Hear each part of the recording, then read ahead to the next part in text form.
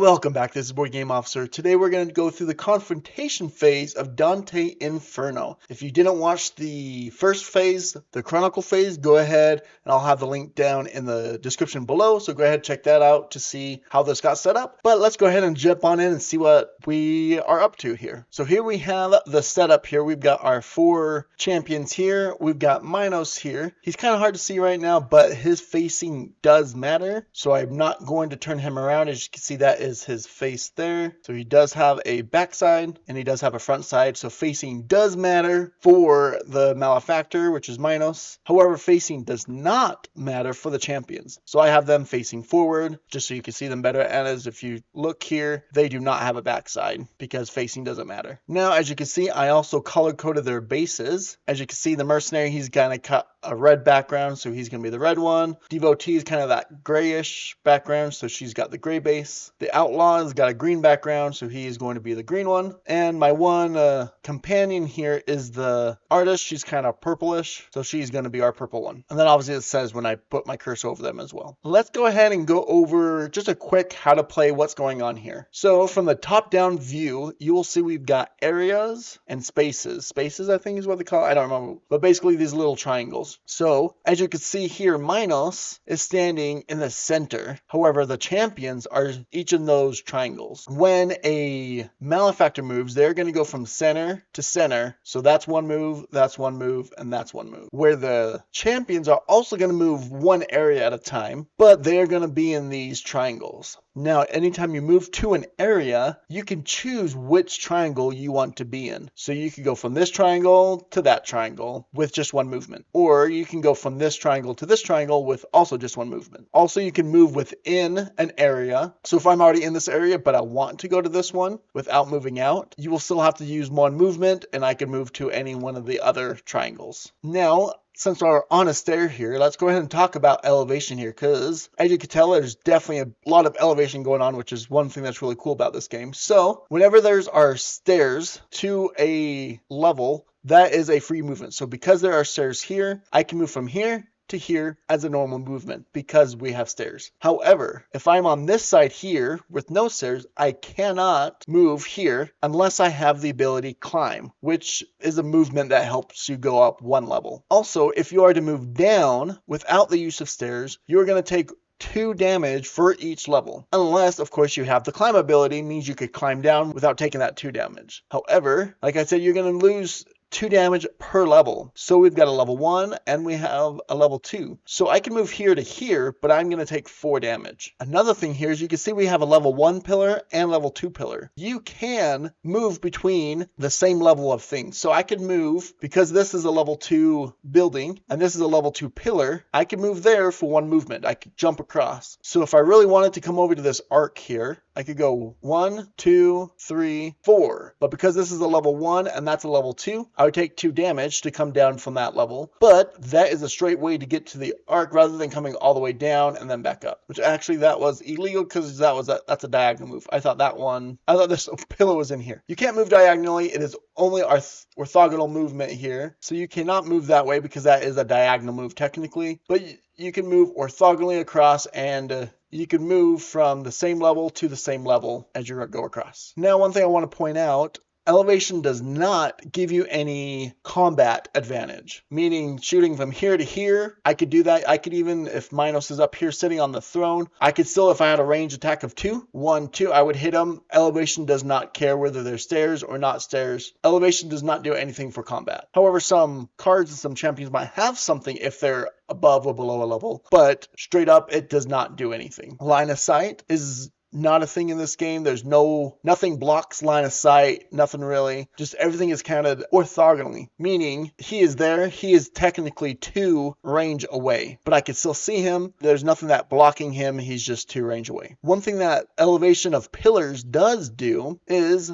if a malefactor is to attack you and you're standing on a pillar, they will actually attack the pillar first instead of you. So if he is attacking the mercenary here, because I'm on a pillar, he's actually going to attack the pillar and the pillar will get demolished, meaning he's going to attack the pillar. So that pillar is going to get knocked down And the mercenary is going to fall, because that's a level 1 pillar, he is going to fall 1 level, therefore take 2 falling damage. But this pillar is destroyed instead of through that attack, no matter whether it was 1 damage or 20 damage, the pillar is destroyed and therefore the mercenary just falls. Same is if the malefactor is to hold. If it says you're going to hold the nearest champion, it will hold the pillar instead, and he will still fall. So pillars actually act as like a distraction almost, or kind of a defensive layer. Let's go ahead and talk about champions now. As you can see, I'm going to play as 3 full champions and 1 companion. Last time I played 2 full champions and 2 companions, and it was not too bad actually. So I'm going to try 3 full ones here. And last time I actually had the devotee and the outlaw as companions, so I have not actually played out the full level of these two, so I'm excited to try that out. But let's talk about gameplay for these guys here. So there's no such thing as health, actually. You are just going to have vigor, and you're going to use vigor for basic actions and as your health, essentially. So you're going to have a hand. Each time you're going to draw a hand of up to 4 cards. And let's go ahead and go through a card real quick. We've got the top left-hand corner is going to be your fierceness. If I play this maneuver card onto my board, I will have to increase my fierceness by 3. And here we have the fierceness track. This denotes each one of our champions. At the beginning, this is just kind of shuffle and put up here in whatever order. So as you can see, the mercenary is that fist. So if we are to increase our fierceness by 3. This is the fierceness track. Basically, the closest one to the malefactor's card is like the top of the fierceness track. Anyway, so if he's to move 3, that means he's going to move 1, 2. Since he's the most fierce right now anyways, the extra one doesn't do anything. Meaning, because he does that action, and 9 times out of 10, he attacks the fiercest champion. So that kind of puts him in the lead to be attacked. And then, the first thing we do is increase that fierceness, and then we read 1, 2 in order, right down here. So the first one is you receive invigorate 3. Whenever you invigorate, that means your vigor goes up by that number. So we would invigorate, go up to 9. The next attack you make this turn gains a +2 dice bonus. So that means we play this, nothing happens, we just invigorate 3, but our next attack is going to have a +2 dice bonus. However, as you can see, we have these warm-up tiles here. The very first round, the first thing you do is you get rid of 1 warm-up for each character. Meaning the first round, you could only play 1 card, you cannot play anything else in these areas. The next round, you'll remove another one, the next round, you remove the other one, and then the rest of the game, you have all 3 actions, or all 3 spaces to play actions or maneuver cards. Now, let's say we get down to 0 vigor, right? Because when they attack, this is also our health in that sense. If anytime we take damage, it hurts our vigor. When we have zero vigor, we will take a wound. We'll come over here to the wound deck, we'll draw a random wound, flip it over, and it gets placed onto our board. So this does 2 things. One, it actually covers up that space. So now we are unable to play a maneuver card in that space during our turns. And also this one says attack rolls make you suffer a -1 die penalty. So that means every time I roll, I'm going to roll 1 less die on all my attacks. Now the only way to get rid of a wound is to have a restore ability, which we'll see once we get into it. Now, if we are to take more damage when we're at 0 vigor, we'll take another wound. At the beginning of each turn, we will increase by 3 vigor. All heroes will at the beginning of the round or beginning of the caravan's turn. And then, right, you could do actions that will increase your vigor and whatnot. But if you are to ever take your 3rd wound, that is a dead champion there, and if 1 champion dies, you all lose. So you don't want that. So that is one way that you could lose. Another way is not only with wound cards, but there are sin cards. So let's say we play these cards and eventually all of our cards are in the discard pile and we need to redraw to draw up to 4. What we're going to do is we're going to shuffle this so we have a new deck. But first, before we start drawing, we're going to draw a sin card. So we come over here to the sin deck and draw a sin card, and that comes into our hand. Now, and then we could draw back up to our hand of 4. Now the sin card is both a good thing and a bad thing. So as you can see here, there's actually 2 sides to it. One, the top left-hand corner, you can see it says yield. You can yield to the sin, meaning you can play it onto your board. For this, as a reaction, you can, when a malefactor is about to counterattack, you can move to approaching that malefactor, meaning getting closer to that malefactor. And if you reach the area where they are, you could cancel the counterattack and you receive recall 1. Recall basically means you could take one of your maneuver cards that are on your board back to your hand. So that is very strong, that you can basically cancel a counterattack and you get to recall one so you can do another maneuver, right? Super powerful. And it only increases your fierceness by 1 in the top right hand corner. However, this sin card acts as a wound when it's on your board, meaning this card cannot come off unless you have the ability to expiate one. So restore is to get rid of a wound, expiate is to get rid of a sin card. So that is one thing you could use for your sin. So it's really strong, but it also kind of wounds you. If you don't want to do that, you can resist it on this other side, upside down. So it's actually going to minus your fierceness by 3, but as you could read here, you can only resist this sin if you have not performed any maneuvers this round, and you may return a maneuver card from the discard pile to your hand, which could be beneficial, and you cannot perform maneuvers this round. You can still take basic actions and discard maneuver cards to trigger other abilities that have them as a cost. So basically you could use this to kind of wound yourself but do one really strong action, or you can choose not to have any action that turn or use any maneuver cards that turn, but just discard this card, and that way you can get more up to your hand, right? Because it also kind of bogs your hand down because you can't ever discard it freely. The only way to discard it is to resist it. So that is a basic champion. Each champion is going to have their own passive abilities. Each one has their own there. Each one is going to start with their own weapon here. Now, as you can see, we've got a couple extra cards here. These are what we picked up on the Chronicle phase, which we'll talk about here soon. Now, let's go over the companion. The companion is very similar. With the warm-up, each time you'll take one warm-up off, and that's something you can activate now. However, instead of maneuver cards, she has these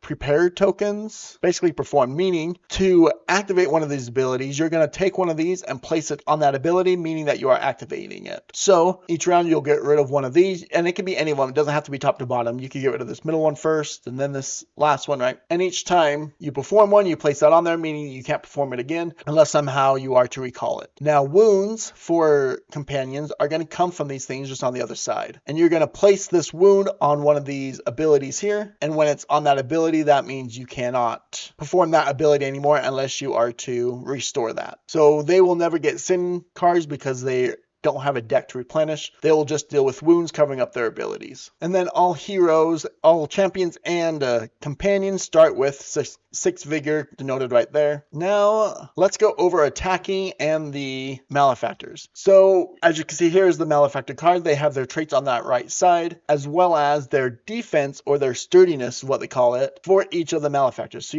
as you can see, Minos has a sturdiness of 3, Limbo Throne has a sturdiness of 5, and Pasiphae has a sturdiness of 4, meaning you have to do that much damage to deal them one wound. So base attack is going to be from our weapon. So 3, that means we're going to do 3 dice for base attack. And then we'll have, if we're doing a +2 die bonus, or if a card told us to roll more dice, we could roll more. All right, so let's say we're rolling 5 dice. We're going to roll all 5 of these. Now, as you can see, each one of these considers a hit. So if we're attacking Minos here, we've got 1, 2, 3, 4. We have 4 hits. We're doing 4 damage. So for Minos, that's going to deal 1 damage. If it was the Limbo Throne, we would do 0 damage. Nothing would happen. To deal damage, their action deck is their health. So because if we dealt 1 damage to Minos, we would take one card from the deck, put it in the discard pile. That is considered out of his health. If we are to take out his last action card, he is dead and we win. However, as you can see, we got 2 fumbles on this roll. If you are to roll 2 or more fumbles, that means he is going to counterattack. So let's say we got this, the top card is a home run, so we do damage. However, he's going to counterattack. So what we do is we flip that card over, and this is how he is going to counterattack. And you just read top or bottom. So number 1, move 2, approaching the closest champion at any range. Then, if there are champions in this area, deal 3 base damage to the fiercest among them. Once again, looking at this fierceness track. Otherwise, meaning if there is no champions in the area, he's going to perform heavyweight, and then this counterattack is ended. But if he did do the first part, then he will continue on to that champion suffers push 1. That heavyweight will come here. As you can see, the top right hand corner, heavyweight minus restores 1, which means he's putting 1 back onto the pile, into his deck, right? gaining 1 health back. And then if there's a pillar on the board, he advances to the area and holds and basically picks up the pillar. So even though he did counterattack, it still counts as a damage, but he attacked back with it. Now, if you have more than 2 fumbles, for everyone more than 2, he's going to do that much extra damage. As you can see on this card, it said 3 base damage. So if we rolled 3 of them, because there's at least 2, it activates. And because we have 1 more than 2, we're going to plus 1 damage to that base damage. So if we roll 3 fumbles, this would have dealt 4 damage to the fiercest among them, fiercest champion. And right now, this is what it told us to take is when Minos is defeated, read the Fall of the Judge on page 46 of the Book of the Chronicles, right? So our objective right now is to defeat King Minos. The throne and Pasiphae, if she comes in, doesn't really matter. Right now, all we care about is King Minos to be defeated. Now, as you see, we've got these 2 cards that we got from the Chronicle phase. We offered these up, meaning, so his deck starts at 25, but because we offered these up, both of these are going to go into his deck, and therefore we're going to have to activate these when they come up. He's going to do these extra abilities. However, as you can see, right, each of these has a backside for a counterattack. If this card is ever to be the top card, and he is to a counterattack, right, because the backside does not have a counterattack, we will just activate the front of it for a counterattack if an Arcana card is the top card. So we'll put those in there, and we'll shuffle that around. So now he basically has 27 health instead of 25, right? We'll see if that was a good decision or not. And then I'm just putting this one off to the side. This is the Imposter Exposed that we got. That when the opportunity arises in the Confrontation phase, the caravan can try to reason with Minos. We'll see if that comes up and what happens there. So we'll just kind of put it off to the side right now to see if that ever comes up. And one last thing here are these attribute tokens. So now we had to use 1 willpower and 1 prowess, not had to, but we chose to use them during the Chronicle phase. That means we have 1 less to use during the Confrontation phase. So at any time during our action phase, we can spend 1 aggressiveness. We only can do 1 per turn per champion, but you can spend it to get a +2 die bonus to your attack, and the attack gains precision, which once again could be amazing because if you're rolling 5 dice, it's going to be +2, so that's 7, and that's precision, so you're going to do 7 damage right off the bat. That could be very, very powerful. And we got 2 of those. We didn't have to spend 1 of those, so that's cool. So we got 2 of those to spend. However, we only have 1 willpower. Willpower is going to be whenever a hero goes down to 0, or whenever a champion goes down to 0 and gets a wound, we can spend a willpower, and instead of that champion sitting at 0 vigor until the next phase, so he can go up to 3, you can spend 1 willpower to have that champion go straight back up to 6 vigor, which can be huge. Also, one thing that I forgot to know, when you get a wound, you on the fierceness track will go all the way to the end. No matter where you're at, once you get wounded, you're going to go to the end of the fierceness track. Then prowess. A prowess is going to let us put a maneuver card on top of another maneuver card during your turn. So let's say I've played my 3 maneuver cards already. I could spend that prowess to put this on top of any one and do another maneuver. It's basically giving you another maneuver action during your turn for prowess, which also once again can be huge. Once again, why it kind of sucks that we ended up using 2 of those during the Chronicle phase. We'll see how bad it hurts us, but we'll see how it goes. So let's go ahead and look at what's going to happen here. As we said, our goal is to defeat King Minos. We've got head-to-head as our top card. The throne also has a top card that it's going to go for. And then we have an event deck. These are not shuffled. We have 1 and 2, so those are going to be in order. After we have done all of our actions and all of us decide, yes, we are done, it'll become the Malefactor's turn. During the Malefactor's turn, you just do that top card, then it goes to the bottom of the deck. You do this top card, it goes to the bottom of the deck. Because we have 2 events, we'll do the top event. It will get whatever. It will either tell you to keep it in play or to put it off to the side or whatever. We'll do the event, and that's it. So you just basically go from left to right, activate the cards, and that's the Malefactor turn. So you'll see, because counterattacks happen a lot, the Malefactors do a lot more on the hero's turn or the champion's turn rather than just on their turn. Just one thing to note. Now let's go ahead and look at King Minos's and Pasiphae's cards here. So we have Heavyweight that we already kind of talked about. It's only going to be activated when it's told to. When we're told to, he will restore 1. Then if a pillar is on the board, he advances to the area with the farthest among them and holds it. So basically he's going to run to a pillar and pick it up. He has a passive ability of Power of Kings, meaning he can hold any combination of 2 champions and or pillars. And if he were to hold a 3rd object, he's going to release one of the items he's already holding. And if he can, Minos will release pillars instead of champions, and pillars collapse when they are released. So basically he smashes them down, which basically covers an area, meaning that we cannot enter that area, and then he'll pick up up that third object whenever asked to. And the last thing is Living Seat. So that Throne of Limbo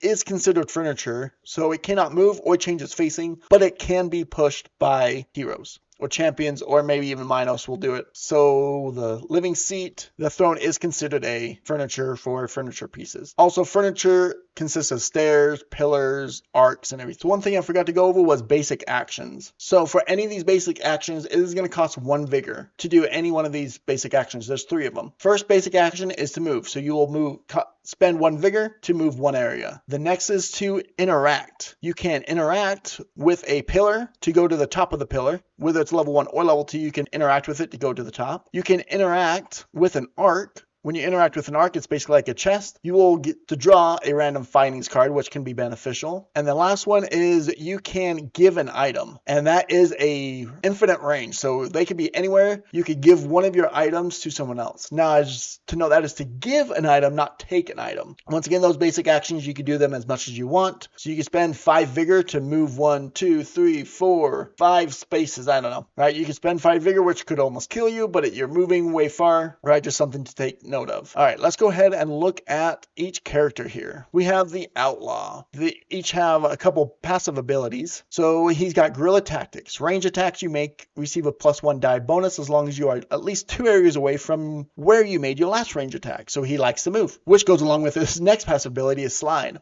Whenever you take a basic action move 1, you can move 1 additional area or avoid the falling damage that your move would cause. Meaning that, right, he can move 1 and move, so he moves 2 pretty easily to get his guerrilla tactics down, and he's going to be able to slide off mountains, basically off the buildings pretty easily. His weapon is going to be the longbow. Whenever you make an attack, if you are attacking your target from above, you may take 1 damage to reroll a die after that roll. And then I gave him the heavy crossbow that we got during the Chronicle phase, which is, as a free action, discard this card to make a range attack with unlimited range by rolling 6 dice attack roll, and this attack does not consider your weapon's power, range, or special properties. So basically we ignore this card, but we can still have his passive abilities. Also, you can see trap things up here. He's got a card that will let you lay down a trap, which is pretty self-explanatory. When the malefactor walks into the area with a trap, it will deal 8 damage, which is written on the card, so it's pretty straightforward. Then we have the Devotee. So this is altruism. Whenever you target another champion with an effective one of your maneuvers, you gain Faith 1,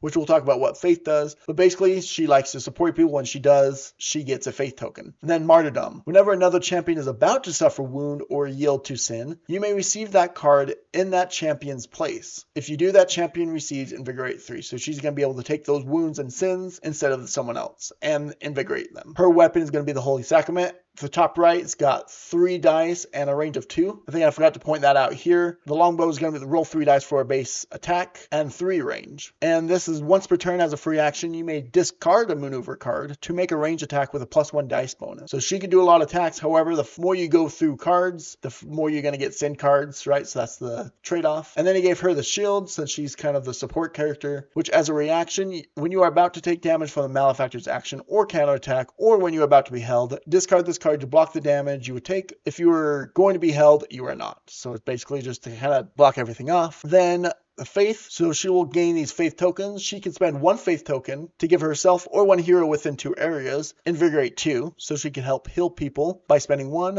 or if she saves up to 4, she can spend 4 to expiate or restore 1 for herself or a champion within an area 2, which can be super powerful and super needed at times. So I'm excited to have that. Next up here, we have the Mercenary. We have Battle Breath. Whenever a malefactor counterattacks provoked by any champion, and you have 8 or fewer vigor points, you receive Invigorate 1. So I just have to remember that. That's the big thing there. As a reaction, when a malefactor comes into your area that you are in, you may discard a maneuver card to make a melee attack with a +2 die bonus and precision against them. Now that, I think, is 100% worth discarding a maneuver card. That's going to be sweet. He has the Great Sword to start off with. As you can see, no range and a die roll of 3. Melee attack with no range means you have to be in that area. And whenever you make an attack, you may take 1 damage to receive a +1 die bonus before the roll. Then I gave him the Charon's Rags. As a free action, you may spend this card to receive Expiate 1. Now I gave him this one because of that Sentinel. He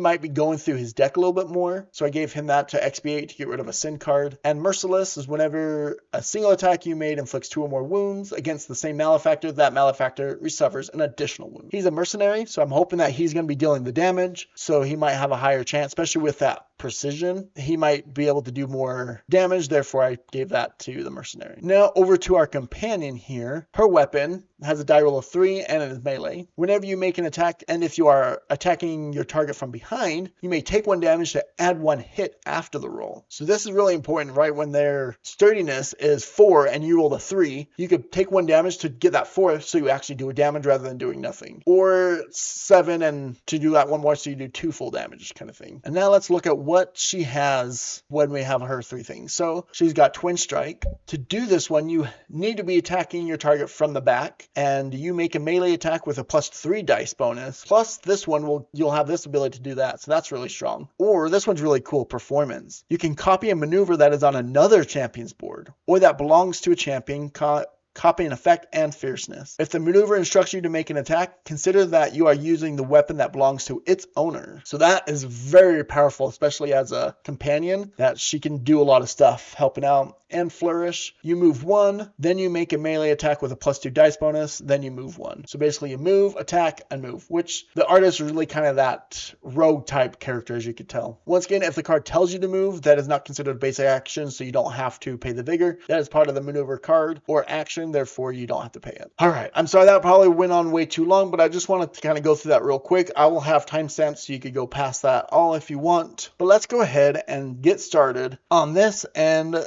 let's read what's going on here. Minos, the judge of hell. You arrive at the court at last, where Greek columns rise to a ceiling covered with mist and stars, as if it were the Cretan knight, the judge of hell awaits, sitting on his throne atop a long staircase. From where you stand, you can barely see the tell whose knots pronounce the sentence of the damned. There, mortals, you have put on such an act in order to draw my attention, have you not? Well, here I am, but know this, I am furious. You have interrupted my nuptial nights, which have been delayed for more than 2 millennia. The formal king snarls, his thundering voice emerging from his massive bolt. It is at this point that you have noticed a woman who sneaks out from the back, and everything falls into place. Minos did not rebel. Not completely. He just allowed himself to consummate his marriage, and apparently not even the devil wanted to interfere. Nuptial nights? The poet expressed his indignation. Forgive me, your majesty and excellency, but in the name of the high power, I beg, end your delights and return to the throne. Your court's recess has left the damned so lost that some have even returned through the dark forest. As you know well, it's Easter in the mortal world. The last thing men need is 100 supposed messiahs. Dante argues with reason, fearful for the souls that can find their bodies again through the door that Christ opened. May the high power forgive me, but 7 nights are my right, and 7 nights I shall have. And you, garrulous poet, unless you wish for me to straighten that crooked nose of yours, I suggest you turn around with your people and do not bother me any longer. The host seems relentless. The Florentine thinks of counter-arguing, but you have your weapons in hands already, certain that this hearing has ended. So then this tells us how and what we need to do to set everything up, which we already have done, and we go ahead and start. Alright, so the order of operations here is first thing we do on the caravan doesn't get to go first. The first thing we do is the cleanup phase, which will take anything off of our boards, which obviously we don't have. And the next thing we do is we draw up to 4 cards for each of our full champions here. So we will draw 4 cards. So we draw 4 cards. Obviously we won't do anything with the companion. We all start with 6 vigor, and we will remove 1 warm up from each of their board. We're going to take Flourish off of for the artist there. So that means we can only do that 1 ability this turn. So I'm actually not sure of this. I'll put a little comment here when I do it, but it does say during the preparation phase to get rid of 1 of the warm-ups and to invigorate 3. So that means we actually start at 9. That's how rules written. That's what I'm going to do. However, I will talk to them afterwards and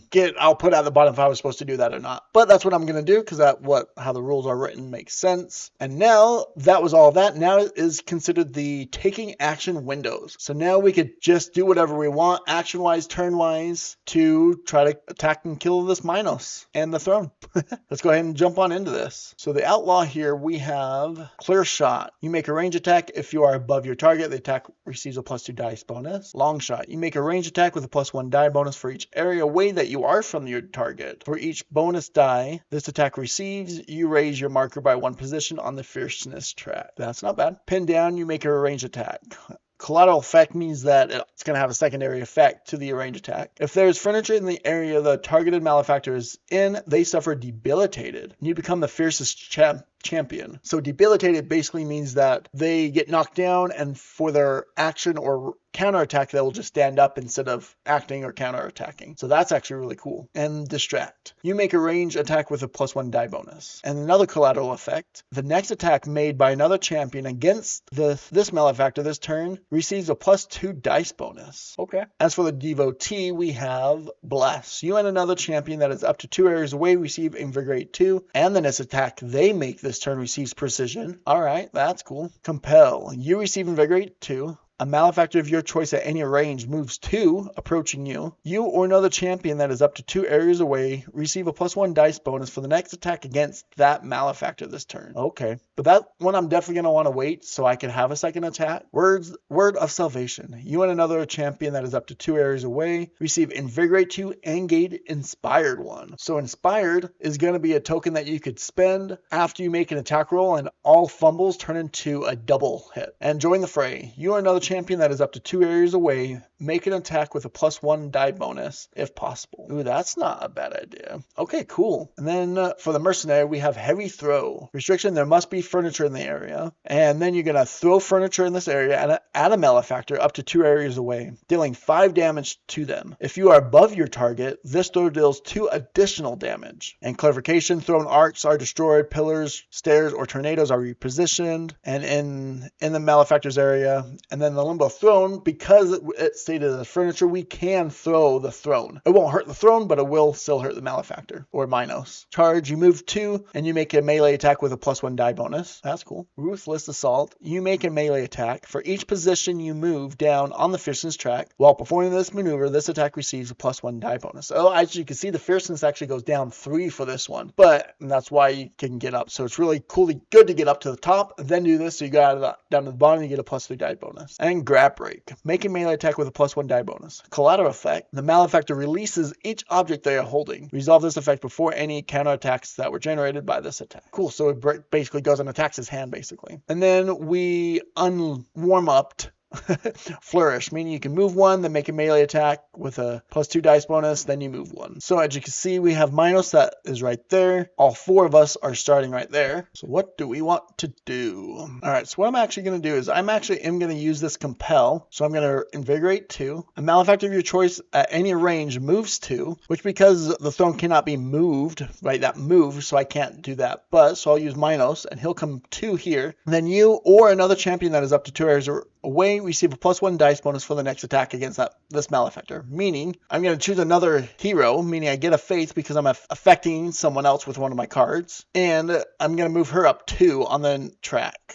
She's already right there, so she only moves up 1. And because the malefactor moved into the mercenaries area, I'm going to do a reaction, which I'm going to discard this charge card to whenever malefactor comes into your area, you may discard a maneuver card to make a melee attack with a +2 die bonus and precision. And I could take 1 damage to add a die. So I'm going to take 1 damage because that means my basic is 3 plus 2 is 5 plus another one is 6. And because it is precision, that means it does 6 damage. And as you can see, Minos has a 30ness of 3. So that 6 damage is at 6 damage, it's going to do 2 wounds to him. And it's precision, meaning I don't have to roll. So we just straight up discard those 2. We've already done 2 damage to him. Boom, baby. Haha. But that... Oh, and that doesn't even erase my fierce track at all. But what I am going to do still here is I'm going to do this. You make a melee attack. For each position you move down on the fierceness track while performing this maneuver, this attack receives +1 die bonus. So I'm only going to move down 2 here. So it's just a +2 die bonus. So my base is 3 plus 2. I'm going to take 1 more vigor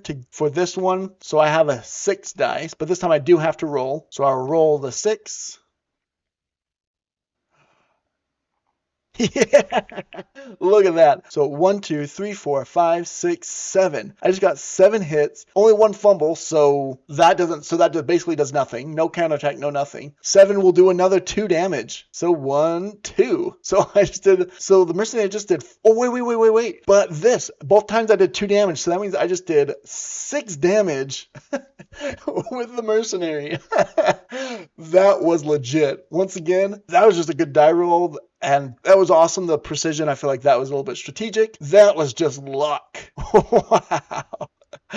All right. Well, as you can tell, there's nothing much more that the mercenary can do. But because he attacked, he does turn around to face him. Even though he didn't do any damage, the malefactor will always turn towards whoever just attacked them. I'm going to have the outlaw go next here. And I'm going to have him move 1, 2. And I'm actually going to have him interact with the arc as well. So he moved 1, 2, and then interacting with the arc. So we will discard the arc. And we will draw a random findings card here. And we get, as a free action, discard this card to expiate 1. Okay. However, he cannot hold that, so he's going to spend 1 to give it him because he's the only one that could hold a consumable item there. All right. Now, I'm actually going to have the artist go next here, so I'll place this here because it says to move 1, make a melee attack with a +2 dice bonus, then move 1. So I'm going to move 1, which will put me behind Minos, which will get me, I can take a damage to +1 to my hit, +1 hit to my roll, and I got a +2 dice bonus, so I'm going to do 6 or 5 die roll here.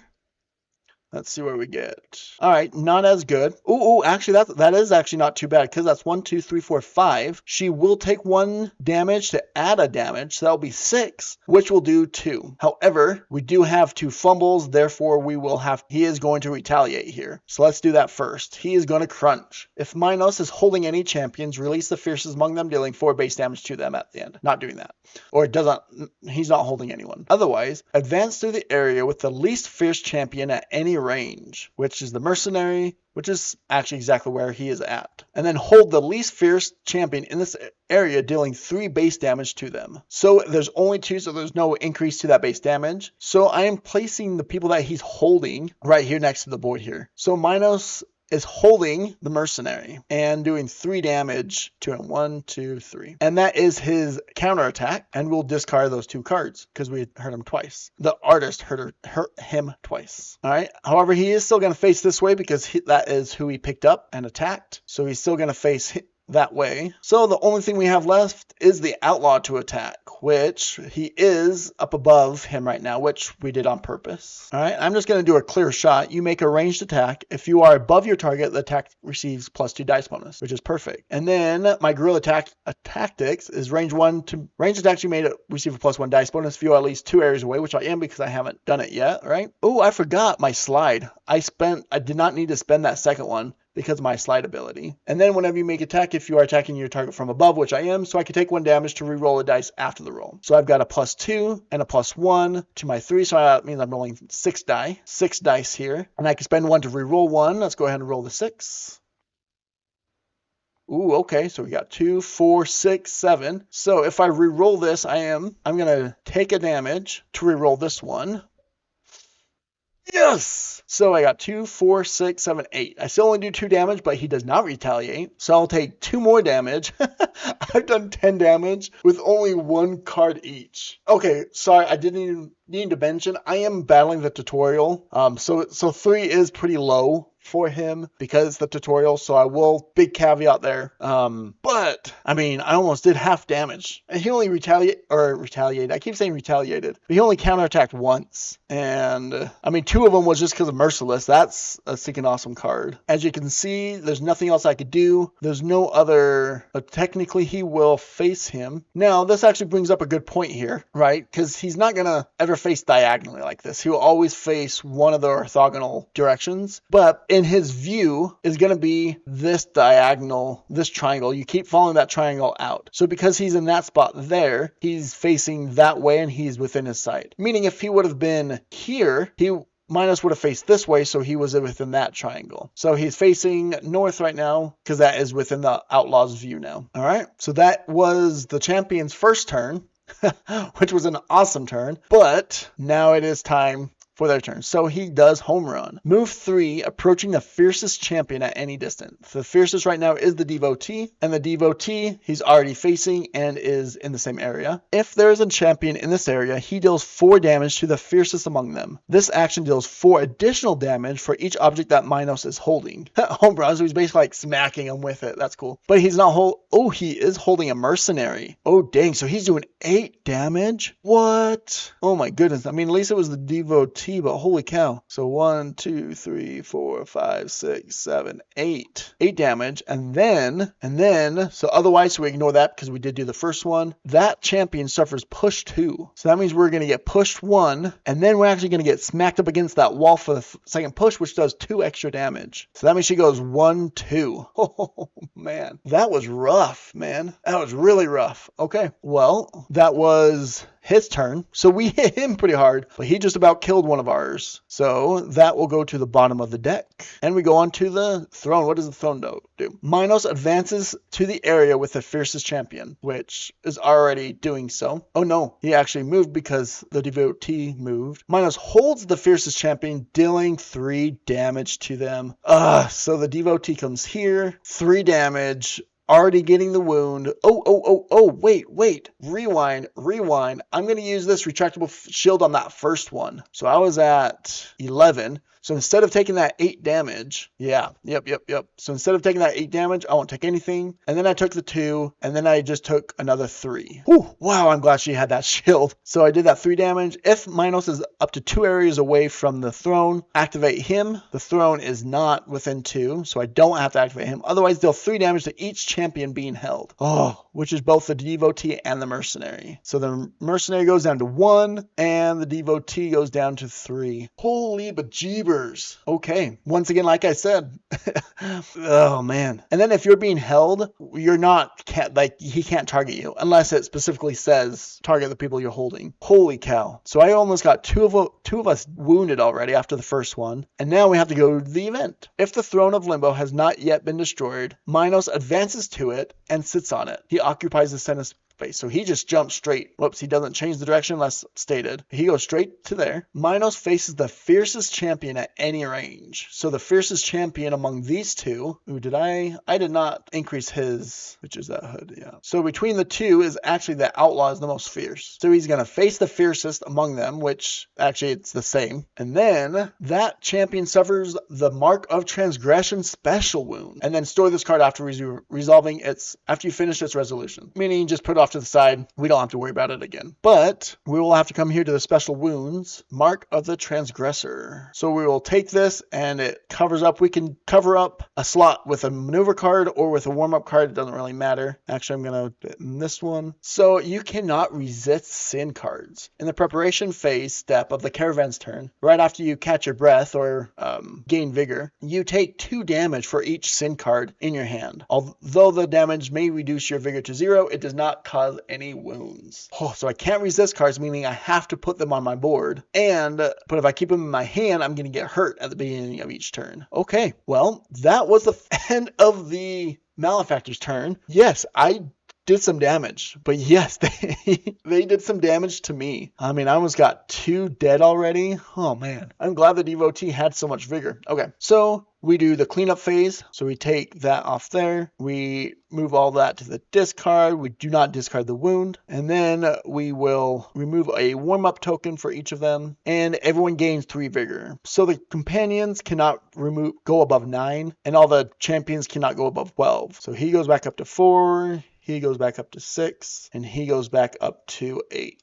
Oh, and I forgot to draw cards. He will draw 2 cards. She'll draw 1, and he will draw 1. All right. And now it is our turn again. Let's see if we can't do some damage. I forgot to put this at the bottom. So this is one thing I didn't do is you could actually look to see what they're going to do on their turn. So that is nice. Oh man. Minos moves 2, approaching the throne. If Minos has reached the throne, he deals 12 damage to the fiercest champion, which is an automatic kill because they can only have 12 vigor at the most. Otherwise, deal 3 damage to each champion at any range. Champions who did not suffer wounds from this action gain inspired 1. Wow. Okay then. Also something that I didn't mention, to get from being unheld, either there has to be a card like this one, Grab Break, that releases any objects holding, but when you're being held, you cannot do any actions whatsoever. So to get unheld is you have to discard a maneuver card. So we have these 2 being held right now. Let's go ahead. So I'm going to discard my transversal swing, and then once I could go anywhere I want on this board here, which doesn't really matter, because then I'm going to do a Grab Break, which would make a melee attack with +1, and then the Malefactor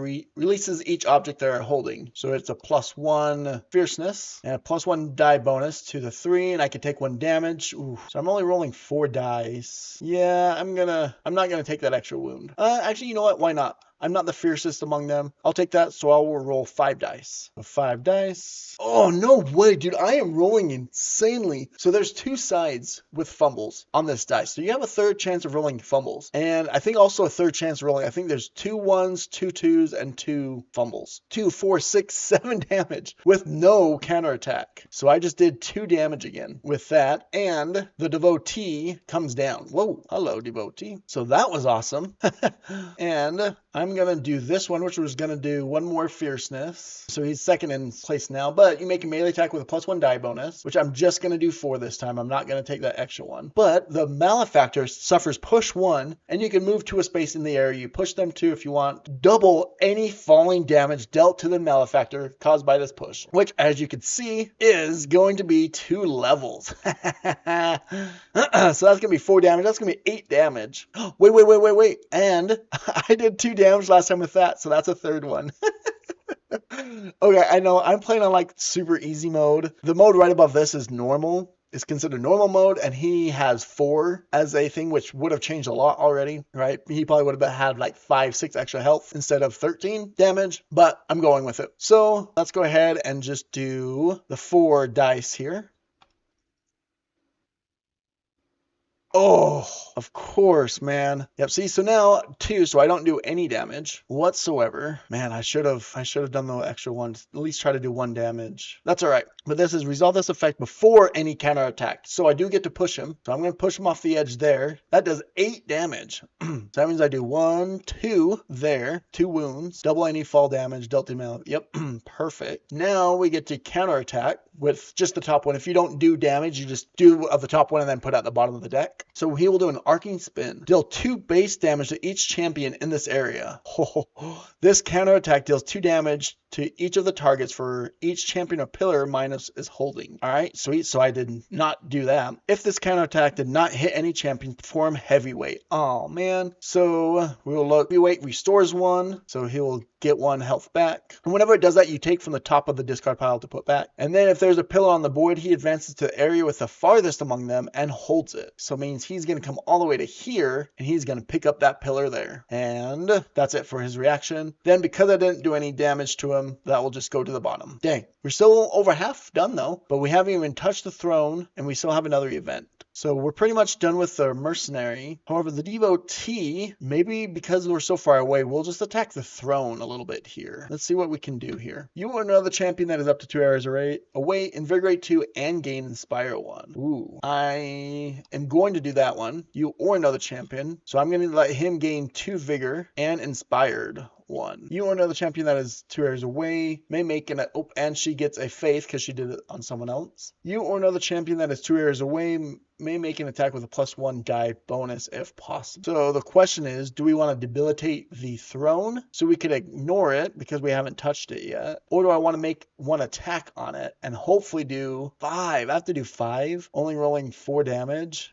That's a little rough. Or I could try to move to let the outlaw do a precision attack. Maybe that's what I'll do. Yep, I'm going to move 1, 2, 3. Put him right there. So that's 3. Oh man, 1, 2, 3. Let's hope that wasn't stupid.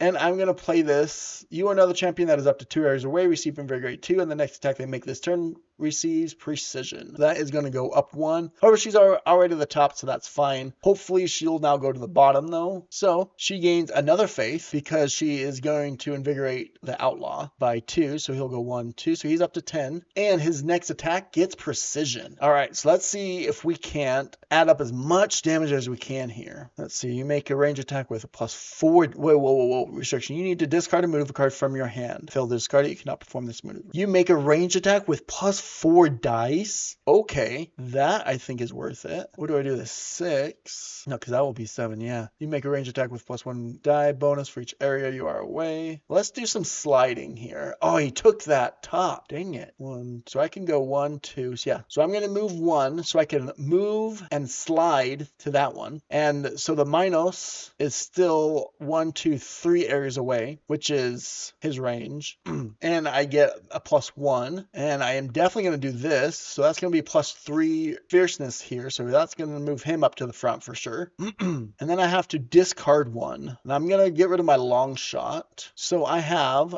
+4, +1, 5, that's 8. That's 8. Yep, so that is 8 damage. And because I have precision from that, so that is 3, 4, that's 7, 8. So that is 8 damage to Minos, which is just 2 straight up wounds. And he is going to face him now. But then I'm going to do a distract. So I move up 1, but that's not going to do anything. To make a ranged attack with a +1 die bonus. And I'm going to slide again. Boom, boom. So I get that other +1. The next attack made again by another champion against this malefactor. This turn receives a +2 dice bonus. Resolve the effect before any counterattack. So we will attack him with a +1, +1 because I moved, so 5. And then I could re-roll 1 if I want. We got 5 dice with 1 re-roll if we take a damage. Oh, that was lucky. That was lucky. I will definitely take a damage to re-roll one of these. Oh, yes. All right. So we do 1 damage, but he is going to counterattack. So move 2, approaching the closest champion at any range. Let's go ahead. Well, what is he going to do? So I'm going to have him come up here. Oh, no, because that he can't. No. All right, so he has to come here because he can't go up there because he can't jump up there, and that's a far ways to go. So he has to come here. If there are champions in the area, deal 3 base damage to the fiercest, which is the devotee, because the artist is still at the base because she hasn't done anything this turn, which was bad on my part. So 3 damage to the 3 base damage, which no additive, but that does wound our devotee. So we'll take from the wound deck. We'll replace that one. Attack rolls make you suffer a -1 die penalty, which actually is okay because she's our support character. So I feel okay about that actually. Out of everything, cool, right? And then that champion suffers push 1. So she'll just get pushed back right there. All right. That was not what I was hoping would happen, but I did 1 damage at least. And now I get the next person gets a +2 dice bonus, which all we have left is the artist. So I'm going to move 1 for the artist to get behind her. So I can do this attack, which is you need to be attacking from the back, which I am. Make a melee attack with +3 dice bonus. So that's 3, 6, 7, 8. So this is going to be an 8 dice roll. And I can take a damage to add 1 at the end of it. But that is also going to move me up 2, which is what I want because she's got a lot of health. All right, let's see what this 8 dice does. Come on, don't kill me. Only got 1 fumble? What in the world? All right, what do we do here? 2, 4, 6, 8, 10, 12. I just did 12 damage. I did not do this good the first time I played, that's for sure. So 12 divided by 4, that's 4 damage. 1, 2, 3, 4. Ooh, which we got rid of one of the Arcana cards. Oh my gosh, I am not cheating. Holy cow. I know this is the tutorial. Definitely not normally this easy. So that means he's going to move facing her, which I will then do my flourish, which is move 1 and then attack with a +2 and then move. So we'll do that. So my move 1 will definitely be back here. So I can add 1 if I need to. But this time it's just a 3 + 2. So this time we only get 5. We only get 5 dice here. Let's go ahead and roll. They're all going to be fumbles this time just because that's how it... Yep. Yeah, they're all but 1 is a fumble. So adding 1 isn't going to do anything. So he's going to retaliate with a +2 damage. Oh, and that one does get me up 1 more. So move 2, approaching the closest champion at any range, which he's already there. He will face her. If there are champions in this area, deal 3 base damage, which base damage is going to be +2. So he's actually doing 5 damage. So she goes all the way down to 3 and then suffers push 1. And you're going to get push 1. All right. And that just goes on to the bottom because I didn't do any damage. And so all I have left is basic actions to use, which I don't think I will at this point. So let's go ahead and see who's going to die. The moon. Oh, we have an Arcana card. All right. The fiercest champion at any range moves 1 of their maneuver cards to their discard pile, if there are any. So that actually the fiercest champion. However, I don't really have a maneuver card because she's the fiercest. So I'm not sure what I'd do at that point. If I just go to a champion instead of a companion because it doesn't, or we'll just say it doesn't do anything. That champion shuffle shuffles cards from the discard pile back into the maneuver deck. Oh, but this is so beneficial. Yeah, it has to be a champion because this whole thing can't work with a companion. So we'll go with the outlaw. We'll go with the fiercest actual full champion because, yeah, that wouldn't make sense. All right, so what are we supposed to do? The fiercest champion at any range moves one of their maneuver cards to the discard pile. So that one, I guess, because that's the only one I have left. That champion shuffles cards from the discard pile back into the maneuver deck. Okay, that's not horrible. That just kind of gives me more time before I get a sin. That same champion draws the maneuver card from the top of the deck and performs a immediately attacks by this action can only target other champions. Oh, snap. And then if no champion was attacked while performing that maneuver, restore 2. Oh, man. And my right here, 1, 2, 3. They are within range. Dang it. If they would have been pushed, it doesn't matter where they were pushed. Dang it. All right. So let's go ahead and draw and see what happens. Next. The next range attack you make this turn. The next range attack you make this turn receives a +2 dice bonus. You receive Invigorate 2, a number times equal to the board level you're on. We're on a level 1 because bottom is level 0. So I Invigorate 2. Clarification, if you're on the second level, you receive Invigorate 4. Yeah, but I don't make an attack. That was the best card that I could have drawn. Oh my goodness. Therefore, if no champion was attacked while performing that maneuver, restore 2. Does that mean amongst any hero? It doesn't say that champion. The other says that champion shuffles. The same champion draws. It just says if no champion was attacked while performing that maneuver, restore 2. Does that mean I can restore both of these? Or does that mean only the outlaw gets to restore? I obviously restore that one, which I can't believe that Arcana card actually 100% helped me. Wow. And I'm going to say it's just him just because I feel like I'm dominating. So we'll just do that. And that will go to the top of the deck there. Now we do here. Minos moves 2 approaching the throne. 1, 2. If Minos has reached the throne, he has not. Deal 3 damage to each. Oh no. Oh, that sucks. 1, 2, 3 to each hero. Let's go ahead and wound that one for her. She's going to get another wound because she's still at 0, so she gets another one. Oh my goodness. You cannot take more than 3 basic actions per turn. Okay. And 1, 2, 3. And 1, 2, 3. Well, okay then. Like I said, man, I'm dominating, but also, I'm only one wound away from dying.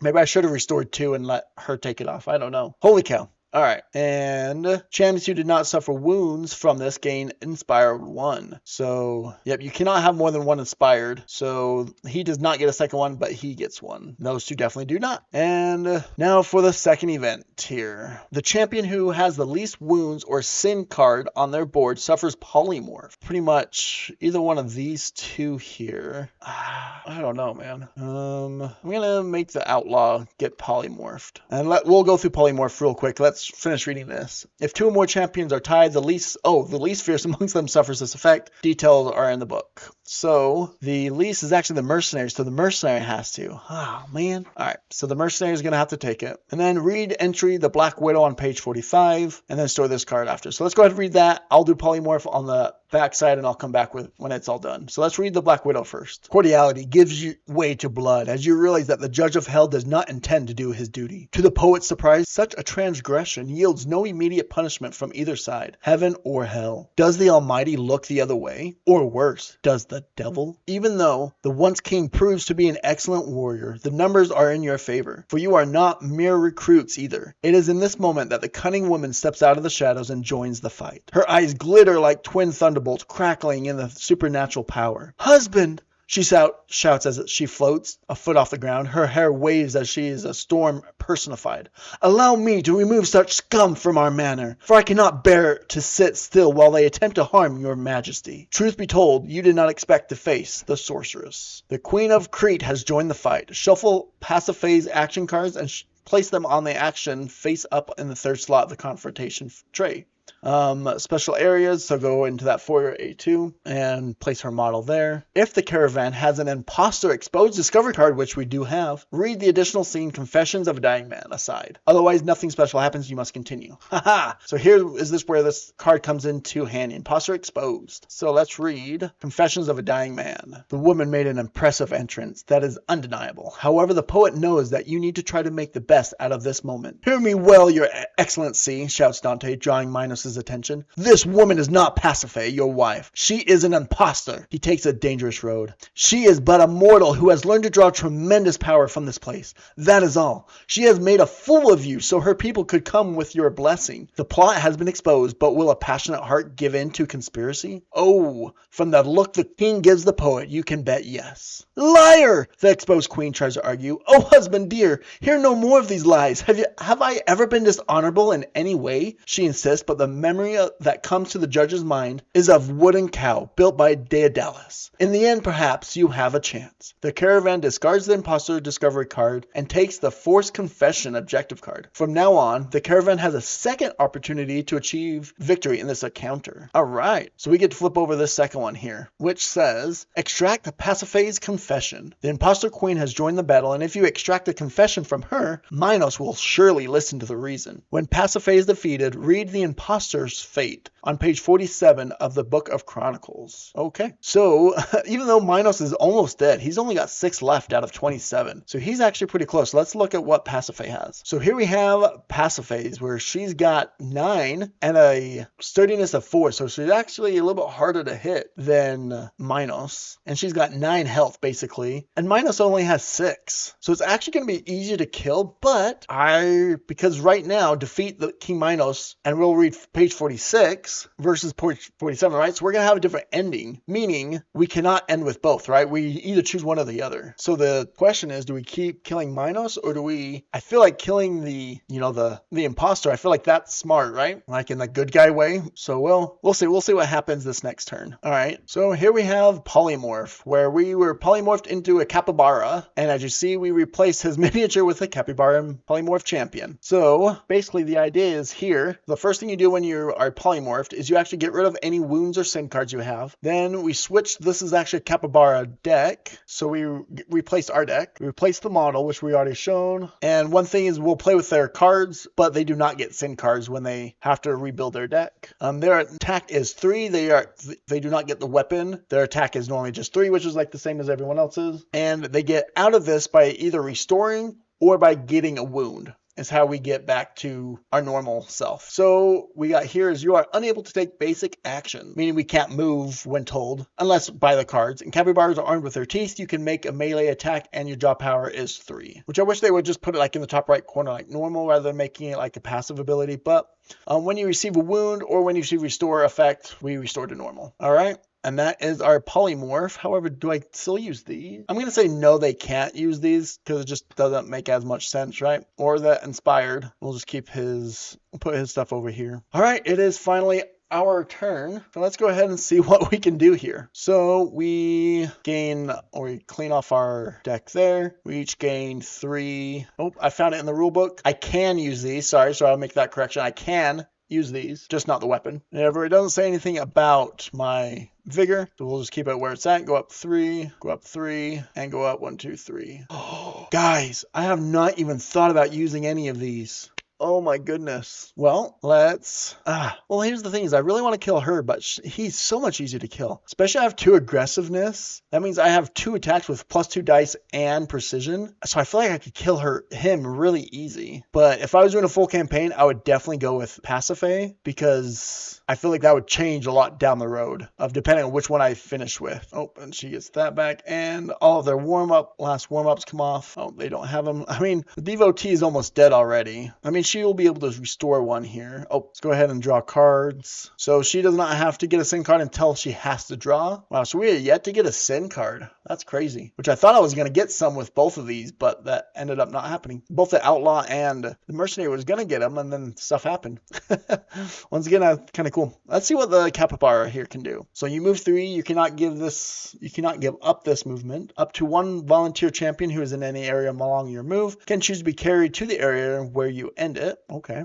If you carried a champion, the next attack they make this turn receives +1 dice bonus for each area you carried them. Otherwise, you receive Invigorate 2. You move 2 and Invigorate 3. You move 2 while this card is on your champion board. Attacks made by other champions against malefactors who are in the same area as you receive +1 die bonus. You move 2 in a straight line. You cannot give up this movement. You make a melee attack. Collateral. The malefactor suffers push 1 and double any falling damage dealt to the malefactor caused by this foot push. That's cool. Headbutt. Haha. The devotee. She's got this maneuver can only target a malefactor that has counterattack to this round. You make a ranged attack with a +3 bonus. That's cool. A malefactor that is 2 areas away receives debilitate. Another champion that is 2 areas away can immediately perform a maneuver by playing their card on a maneuver slot that is already occupied by another one, or join the fray. You or another champion that is up to 2 away make attack with +1 bonus. So I need to do one of these first, that's for sure. So I'm here. He's all the way up there. 3. Or I can come over here and attack Pasiphae by just moving 2. I might have to do that.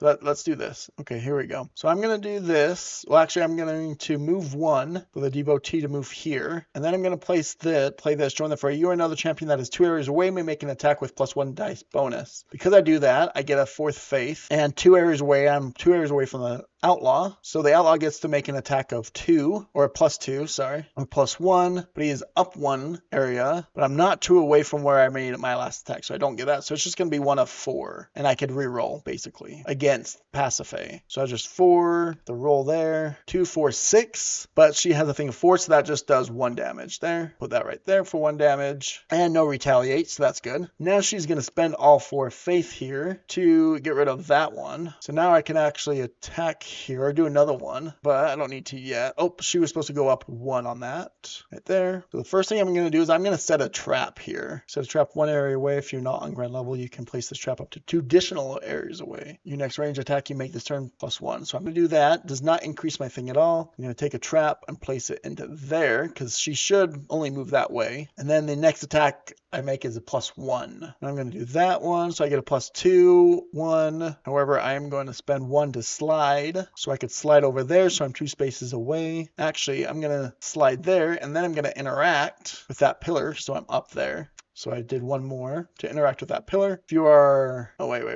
I would have had to take damage going down. So I did slide, so I didn't take the damage. Then I have to move another one and then interact. So I had to take 3. So 1 more, vigor goes down. Now I make a +2, a +1, another +1. So that's 2, 3, 4 at a range of 3. Actually, no. I didn't move up there yet. I moved 1, 2. So I just moved once and did not interact. So I'm up 2. So I just moved once to move the 2. So I'm 2 spaces away, so everything's still the same. So 2, 3, 4, +3, so 7. And then this, I can re-roll 1. Ooh, no, I can't because I'm not above 1. So I just have 7 dice. 7 dice. Let's go ahead and roll, see how bad I die. Ooh, nice. So I got 2, 4, 6, 7, 8. Yes. And I am going to re-roll this just so she does not. Yeah. So she does not counterattack. I do 2 damage to her, and I move up 1. All right. I'm going to move 2 and invigorate 3. So 1, 2, 3, and move 2. 1, 2, just right there. I do that because then I want to do this performance where I can copy a maneuver, which I'm going to move 2 and invigorate 3. So 1, 2, 3, and move 2. 1, 2, and that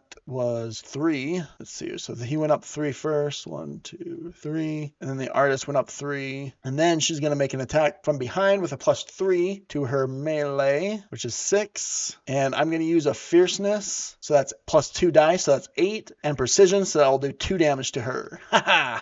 Yeah. All right. That was legit. So she's only got 4 left now. There's not much left I could do though. Let's go like this. I'm going to do this. Move 2. And then champions in my area get a +1. I'm going to just move 1 to here. And then the outlaw is going to move 2 or slide 1, 2. And then he's going to interact with that pillar to go up to that pillar. Oh yeah, look at this. Oh yes. Oh yes. So then I'm going to do nest, which says the next ranged attack you make this turn receives a +2 and you receive invigorate 2 for each level. I am on level 2 pillar, so I will invigorate for 4. So I'll go up to 9. And then I'm going to do this one. 1, 2. Yes. He is within 2. So I'm going to do this. Another champion that is up to 2 areas can immediately perform a maneuver that is playing their card on a maneuver slot that is already occupied. And that does not cost him anything. That did not cost. So now I'll play long shot. So I get this +2. Then a long shot. I am 3 away. 1, 2, 3. So I get a +2, +3. I'm above and 4 away. So 2, 3 is that 5 +6, 7, 8, 9. So I get a 9 attack. And I'm going to use my last aggressive token to 9, 10, 11, 12, which will do 3 damage. 1, 2, 3.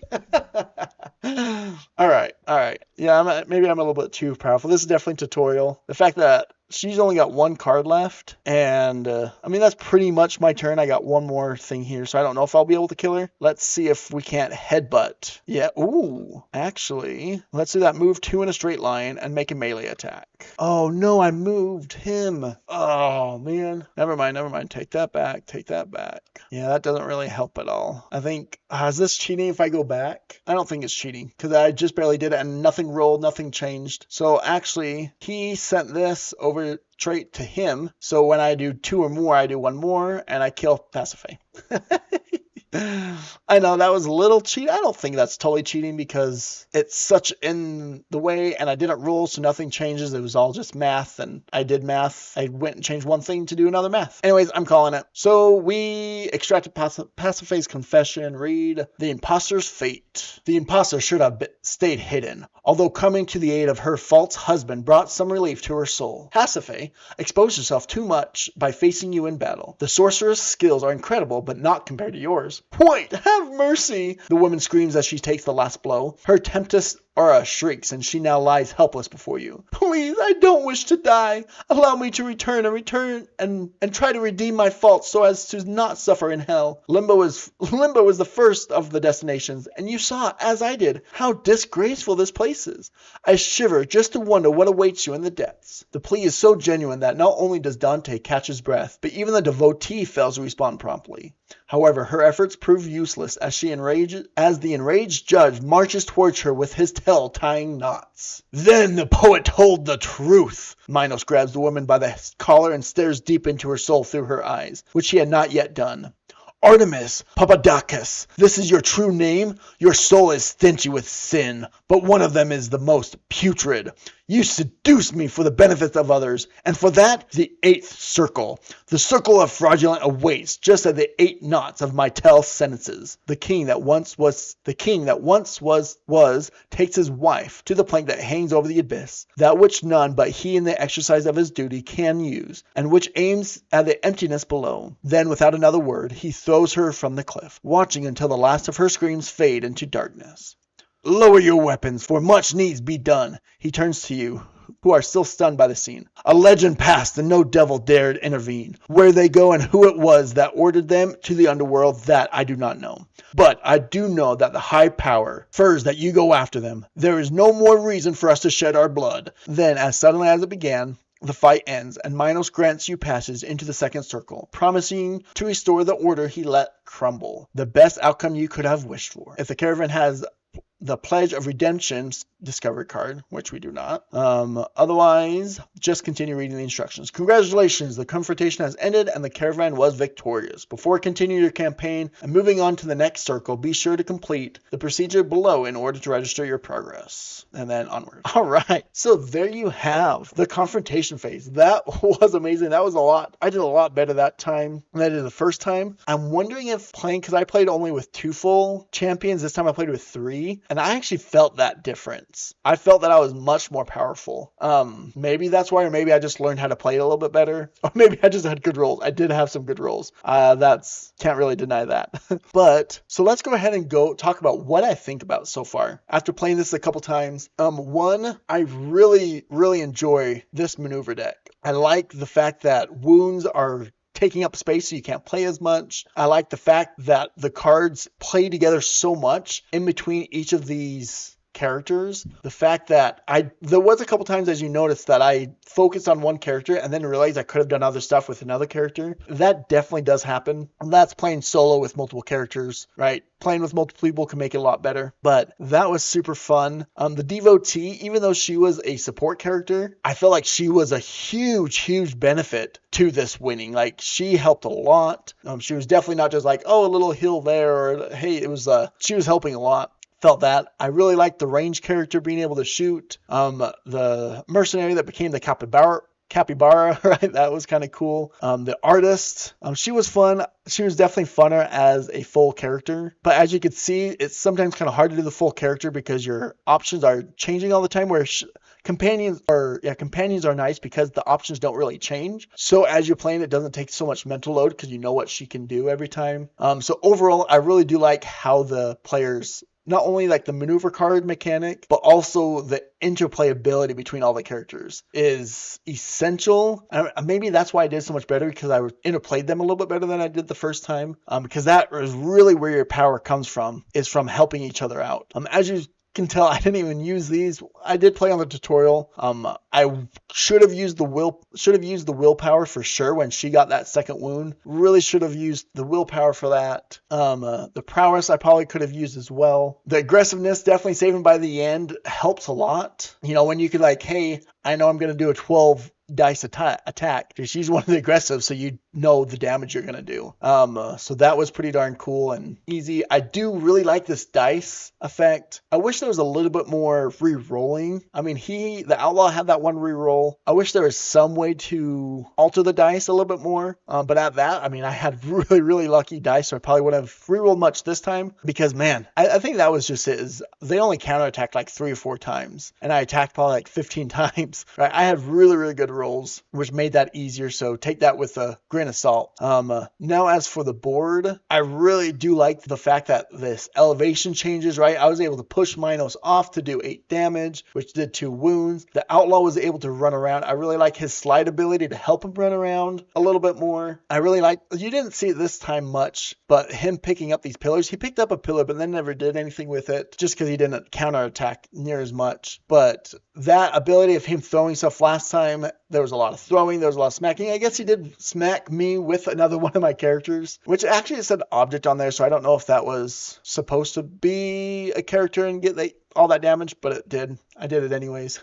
The balance, I feel like even though I was super strong, even on the tutorial, he was very strong, right? I mean, I feel like after every once of their turn at the end of the round, like 2, if not 3 were almost dead. If 2 got wounds, there was a lot of wounds going on. Having that devotee and that faith is absolutely needed to get that restore. Sadly, I didn't see any sin cards, but that's just because I played on easy, so I didn't play long enough. And the capybara actually made it so I didn't, because I was about to get one with a mercenary, which I actually wanted it because I had the XP8. Anyways, I really enjoyed the fact that the Arcana and using these on the Chronicle phase actually affected what I did. And thoughts, I don't know why I always forget about those. Even the first play around, I really forgot to use those. That's just on me trying to do everything that's not on the game. But because that would have changed a lot, being able to do that as well.